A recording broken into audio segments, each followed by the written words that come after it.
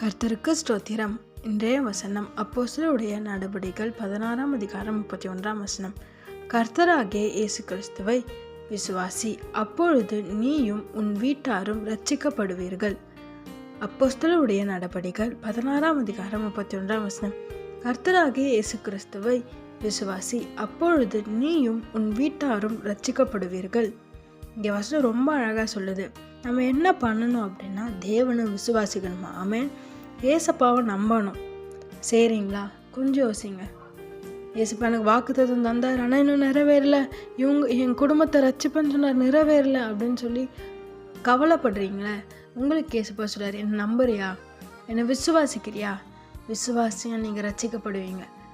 ரட்சிப்புன்றது பாவத்திலேருந்து விடுதலை தந்து நீதிமான மாத்திரதா ரட்சிப்பு.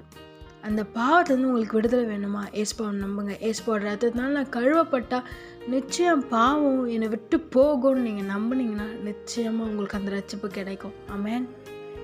அவர் சொந்த ரட்சிகரை உங்கள் இருதயத்தில் ஏற்றுக்கொண்டீங்கன்னா அந்த ரட்சிப்பு உங்களுக்கு கிடைக்கும். நீங்கள் அவரை நம்பணும், அவரை விசுவாசிக்கணும். விசுவாசிக்கும் போது உங்களுக்காய் அவர் ரட்சிப்பை தந்து ஆசீர்வதிப்பார். ஆமென். சோர்ந்து போகாதீங்க, நம்பிக்கையோடு காத்துருங்க, விசுவாசமாக இருங்க. ஏசப்பா நிச்சயமாக உங்கள் குடும்பத்தார் நீங்கள் யாருக்கெல்லாம் ஜெபம் பண்ணுறீங்க அவங்க எல்லாரும் ரட்சித்து சாட்சியாய் நிறுத்துவார். ஆமென்.